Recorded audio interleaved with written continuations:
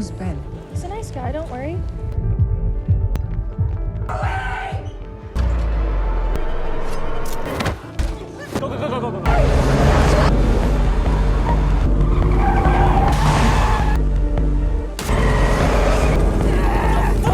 Get your ass off! Take us out of here!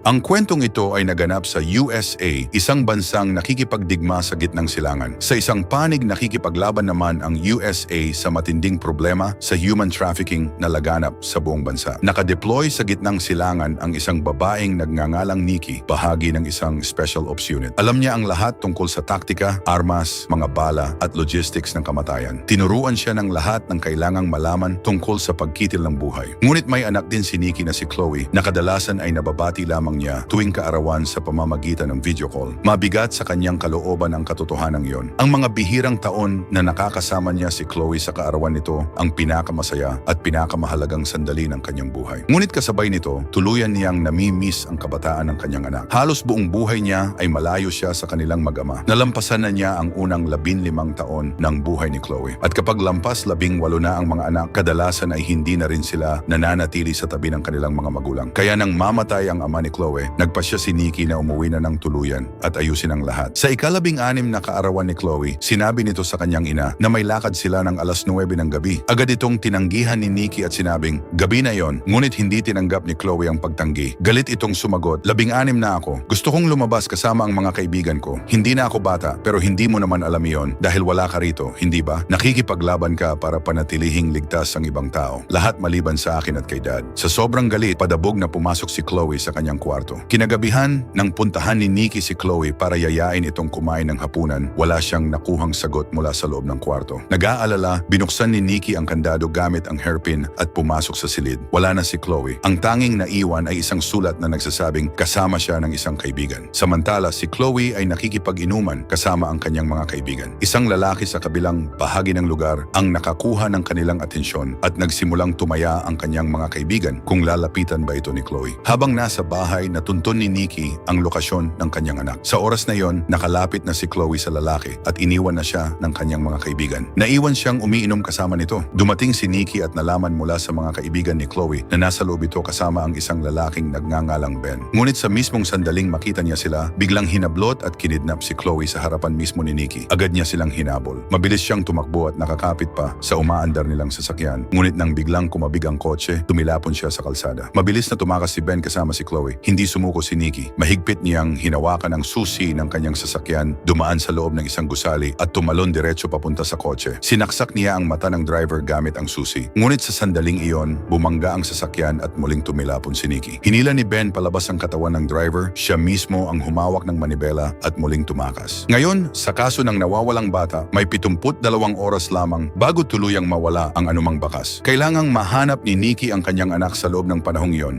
Kung hindi ay maaaring hindi na niya ito makitang buhay muli. Ginugol ni Nikki ang bawat oras sa paghahanap sa kanyang anak. Nagdulot siya ng matinding kaguluhan. Ngunit pagkalipas ng 28 oras, nakabitin siyang patiwarik sa loob ng isang butcher shop. Galit niyang hinihingi na sabihin kung nasaan ang kanyang anak na si Chloe. Ngumisi lamang ang butcher. "Hindi ko alam na may pangalan pala ang mga alagang hayop." Sa puntong ito, nasunog na ni Nikki ang isang brothel. Napatay ang 5 tauhan ni Sullivan sa Club 30 at napalaya ang hindi mabilang na mga babaeng biktima ng trafficking. Dahil dito, malaki na ang nalugi sa sindikato. Buhay lamang si Nikki dahil nais siyang patayin mismo ni Mr. Sullivan. Ang mismong butcher na yon ang pumatay kay Ben sa silid ding iyon. Ipinaliwanag niyang si Ben ay isa lamang spotter, isang gwapong lalaki na ginagamit para akitin ng mga babae, ngunit labis na nagalit si Mr. Sullivan nang ibigay ni Ben ang lokasyon ng kanilang pinakamahusay na brothel. Sumagot si Nikki, wala naman siyang masyadong pagpipilian. Sa ngayon, nagsaliksik na ang mga taong ito tungkol kay Nikki. Alam nilang dati siyang miyembro ng isang Special Forces Unit. Sinabi ni Nikki sa butcher na binibigyan niya ito ng isang pagkakataon para sabihin kung nasaan si Chloe. Tumawa ang butcher. "Tingnan mo nga naman, nagbabanta ka pa." Pagkatapos ay hinila nito ang talim sa tiyan ni Nikki at iniwa siya para lamang makita ang kanyang mga laman loob. Sinaksak siya ng butcher ng malalim gamit ang kutsilyo bago lumayo para sagutin ang tumutunog nitong telepono. Galing ang tawag kay Mr. Sullivan. Habang abala ang butcher sa tawag, hinugot ni Nikki ang kutsilyo mula sa sarili niyang katawan at ginamit iyon para makawala sa pagkakatali. Lumingon ang butcher at agad siyang sinugod, ngunit sa pagkakataong ito ay nakalaban na si Nikki. Bahala na si Sullivan, ungol nito. Ako na mismo ang papatay sa'yo. Ngunit madaling nadaig ni Nikki ang butcher. Pinabagsak niya ito at maring nagtanong, "Nasaan ang anak ko? Sino si Sullivan?" Tumanggi ang butcher. "Hindi ko pwedeng sabihin." Kaya pinutol ni Nikki ang tainga nito. "Hindi ka nakikinig sa akin," nataranta ang butcher. "Papatayin nila ako." Matalim siyang tinitigan ni Nikki. "Ano sa tingin mo ang gagawin ko?" Doon tuluyang bumigay ang butcher. Isiniwalat niya ang lahat. Hindi niya alam kung nasan si Chloe, pero alam daw iyon ng isang lalaking nagngangalang Sullivan. Ang tawag ng mga taong ito sa sarili nila ay The Syndicate. Si Sullivan ang manager ng sindikato. Sa ibabaw niya ay may isa pang lalaki na tinatawag na chairman. At ang ginagawa nila ay magbenta at mag-traffic ng mga batang babae. Dumating si Sullivan sa butcher shop at nadatna ng bangkay ng butcher na nakabitin ng patiwarik. Nais niyang siya mismo ang humarap kay Nikki nang hindi ipinapaalam ang anumang detalye sa chairman. Kaya ipinahanap niya si Nikki sa lahat ng kanyang tauhan. Samantala, pinag-aaralan ni Nikki ang galaw ng mga gwardiya ni Sullivan. Naglalakbay ang mga ito ng convoy. Hindi sila nagsusuot ng seatbelt para mas mabilis silang makabunot ng armas. Mahigpit ang seguridad sa bahay ni Sullivan at iisa lamang ang daan papasok habang magkakapatong ang fields of fire ng mga gwardiya. Kailangang maging malikhain ni Nikki sa kanyang plano. Ngunit bago iyon, kailangan muna niyang gamutin ang sarili niyang mga sugat. Sa kabilang panig ng lungsod, nagsimula nang mapansin ng mga pulis ang kaguluhang iniiwan ni Nikki. Ngunit sa lahat ng kuha ng CCTV, hindi nila makita ang kanyang mukha. Dahil dito, inakala nilang lalaki ang suspect. Itinuring ng hepe ng pulisya na lubhang mapanganib ang suspect at iniutos niyang halughugin ang buong lungsod sa mismong araw na yon. Nag-check-in si Nikki sa isang motel at pumasok sa shower. Doon tila may isang pangitain na dumaan sa kanyang isip. Isang imahe ng kanyang paglalakad papunta sa isang tao. Agad niya itong inalis sa isip at uminom ng isang tasa ng kape para labanan ang antok. Pagkatapos, ginamot niya ang kanyang mga sugat habang pinapaalalahanan ang sarili na pansamantala lamang ang sakit ngunit hindi ang impeksyon. Samantala, nagkaroon ng malaking lead ang mga pulis. Sa CCTV footage, nakita nila si Ben. Nakumpirma nilang nagtatrabaho ito para sa syndicate at naging malinaw na may personal na galit ang kanilang target laban sa sindikato. Natukoy rin nila ang driver ng sasakyan ni Ben, ang lalaking napatay gamit ang susi ng kotse. Nang matrace nila ang sasakyan, direkta silang napunta kay Nikki. Ang lalaking nagbenta ng kotse sa kanya ay nagbigay ng 2 susi, ibig sabihin ay si Nikki pa rin ang gumagamit nito. Kaya naglabas ang mga pulis ng bolo para sa kanyang sasakyan. Tinawag siya ng hepe ng pulisya na isang sanay na mamamatay tao. 22 oras na lamang ang natitira sa kabuuang 72 oras. Pumasok si Nikki sa isang hardware store at kumuha ng harness. Itinuro niya ang isang skateboard na nakasabit sa dingding at hiniling na bilhin iyon. Sinabi ng tindero na dekorasyon lang iyon. Tinitigan siya ni Nikki at sinabing, "Medyo mabigat ang pinagdadaanan ko ngayon, kaya pwede bang kunin mo na lang ang skateboard para sa akin?" Lumabas siya ng tindahan, dala ang harness at skateboard. Samantala, sa headquarters, nalaman ng chairman na nasunog na ang kanilang pinakakumikitang brothel, ang Club 30. Hinarap niya si Sullivan. "May bago tayong shipment para i-export ngayong gabi. Inaasahan ng ama ko ang kanyang mga alaga. Hindi pwedeng magkaroon ng problema. May mga pulis tayong nasa payroll. Gamitin mo sila." Umalis si Sullivan sa bahay kasama ang isang batang babae at bumiyahe gamit ang convoy. At eksakto sa sandaling iyon, ibinangga ni Nikki ang kanyang sasakyan sa kanila. Nakasuot siya ng harness kaya nanatili siyang ligtas. Ang mga gwardyang walang seatbelt ay malakas na tumilapon at malubhang nasugatan. Isa-isa silang nilapitan ni Nikki at pinatay. Sa huli, binugbog niya si Sullivan at sumigaw, "Nasaan ang anak ko?" Hingal na sumagot si Sullivan, "Hindi ko alam kung nasaan siya." Binaril ni Nikki ang binti nito. Tapos isa pa, napadaing si Sullivan. "Alam mong hindi ako ang namamahala, ang chairman ang may control sa lahat. Nasa Grand Hotel siya." Pinatay ni Nikki si Sullivan. Pagkatapos noon, may narinig siyang ingay mula sa likod ng isa sa mga sasakyan. Anak niya iyon, si Chloe. Nakarating sa pulisya ang balita tungkol sa insidente habang nasa bus na si Nikki kasama si Chloe at inilalayo ito sa panganib. Mula pa noon, palaging napapaligiran si Nikki ng kamatayan. Alam niya kung gaano kaliit ang pagitan ng buhay at kamatayan. Nakita niyang mamatay ang kanyang mga kasamahan, ang ilan dahil sa granada, ang iba dahil sa bala ng sniper. At sa lahat ng iyon, iisang tanong ang bumabagabag sa kanya. Bakit ako ang nakaligtas? Namatay ang asawa niya sa kama ng ospital, pero siya ay patuloy na nabubuhay. May dahilan ba ang lahat? May mas mataas bang layunin? Pinilit muli ni Nikki ang sarili na manatiling gising. Ginising niya si Chloe at pareho silang umuwi. Ngunit pagdating nila, may isang pulis na nakakita sa kanya. Sa loob ng bahay, pinaupo ni Nikki si Chloe sa sofa at sinabing, Ligtas ka na ngayon. Pinatingin niya ito sa ilaw ng cellphone habang sinusuri ang katawan nito kung may mga sugat. Samantala, papalapit na ang buong SWAT team sa bahay. Pinayagan ng police captain ang paggamit ng deadly force. May isang pulis na kumwestiyon dito. Sumagot ang captain, napakarami na niyang napatay. Sabi ng pulis, mga miyembro naman sila ng sindikato. Umiling ang captain, hindi, mapanganib ang babaeng iyon. Pinalibutan ng SWAT ang bahay at handa nang sumugod nang dumating ang isang army colonel na nagngangalang Joseph. Hindi ko gagawin iyan kung ako sa inyo. Wala kayong ideya kung ano ang kaya niyang gawin. Iniutos niya sa police captain na paatrasin ang SWAT. Siya ang may autoridad, kaya umatras ang mga ito. Sa loob ng bahay, naghahanda si Nikki na lumabas para kumuha ng medical supplies para kay Chloe. Paglabas niya, walang tao.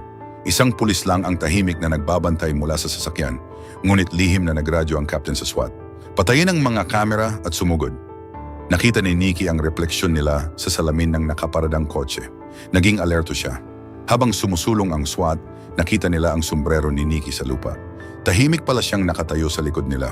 Ipinaliwanag ni Colonel Joseph, matagal akong naging commanding officer ni Nikki. Kaya ko siyang dalhin ng walang dugong dadanak. Ngunit biglang narinig sa sariling kamera ng SWAT ang boses ni Nikki. Magpadala kayo ng 6 na ambulansya. Lumapit si Colonel Joseph para kausapin siya. Nakilala agad ni Nikki ang kanyang boses. Sabi ng Colonel, paparito ako para dalhin ka.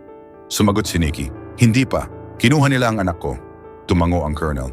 Alam ko pero Nikki, kailangan nating mag-usap. Ngunit wala na siya. Sumigaw lang siya pabalik. Huwag kayong magpapasunod ng kahit sino. Mabilis siyang umuwi. Isang bagitong pulis ang nagtutok ng baril sa kanya, ngunit inagaw niya ito. Nasaan ang anak ko? Nauutal na sumagot ang pulis. Wala na siya nang dumating ako. Hindi ko alam kung nasaan siya. Pinatulog siya ni Nikki sa isang suntok. Muling kinuha ng sindikato si Chloe. Dahil sa lahat ng pinsalang ginawa ni Nikki sa kanila, naging personal na ito. At hindi magiging ligtas si Chloe hanggat hindi nabubuwag ang sindikato. 11 oras na lang ang natitira. Hinarap ng colonel ang police captain. Bakit mo pinasugod ang SWAT? Sagot nito, desisyon ko iyon. 13 tao na ang napatay ng babaeng iyon. Malamig ang boses ng colonel. 13 human traffickers ang pinatay niya. Kailan pa naging sobrang emosyonal ang pulisya sa pagbuwag ng human trafficking ring? Sagot ng captain, ako ang batas dito at may mga patakaran tayo. Lumapit ang colonel. Kapag nahanap natin si Nikki, ako ang magdadala sa kanya. Umalis ka sa daan at wala nang masasaktan. Pinasok ng pulis ang bahay ni Nikki at ang bagitong pulis lang ang nakita nila. Galit na sumigaw ang captain, hanapin ang babaeng iyon kahit ano pa ang mangyari. Gusto ko siyang makita sa body bag. Pero agad siyang inaresto dahil sa hinalang pandaraya, panunuhol, pagbaluktot ng hustisya, pang-aabuso ng kapangyarihan at pagprotekta sa ilegal na gawain. May nagpadala mula sa NSA ng kopya ng kanyang overseas bank records sa Internal Affairs. Ang lahat pala ay inayos ng koronel. Samantala, dumating si Nikki sa hotel, ang sentro ng operasyon ng sindikato. Sa pinakataas na palapag naroon ng penthouse ng chairman. Humingi ito ng sample mula sa pinakahuling shipment.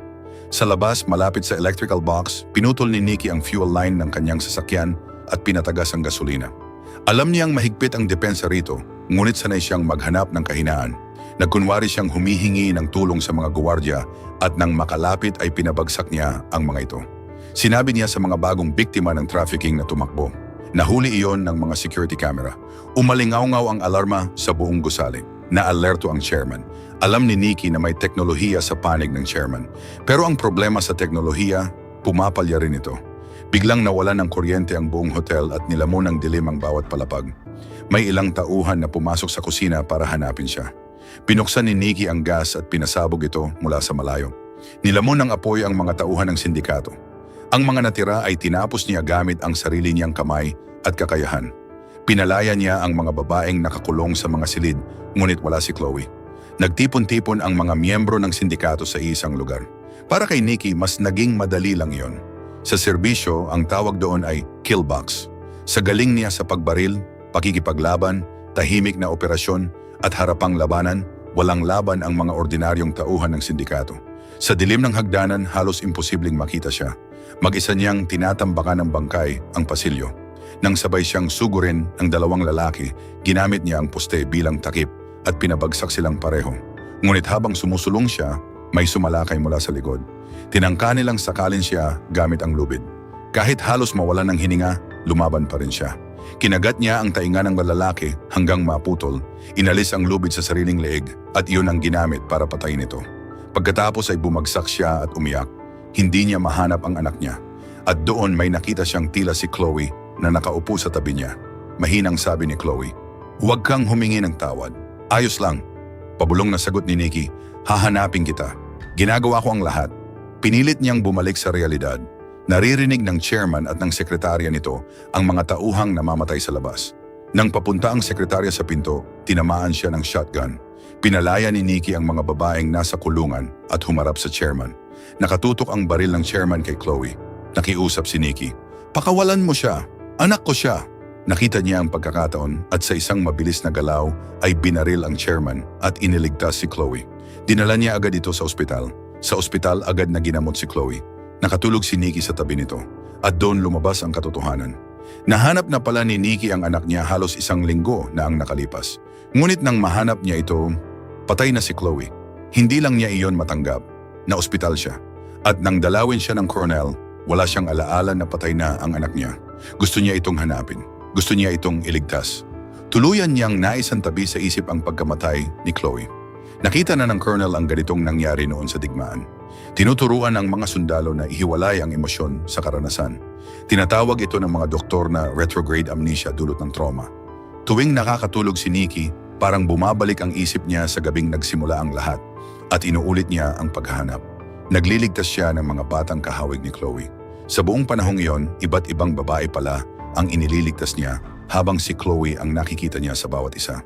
Ang pagliligtas sa kanila ang naging tanging layunin niya at hindi na siya titigil. At dito nagtatapos ang kwento, mga kaibigan. Hanggang dito muna tayo, mga ka-only. Maraming salamat po sa panonood at abangan ang ating mga susunod na malulupet na mga palabas. Only in the Philippines TV here at nagsasabing ingat!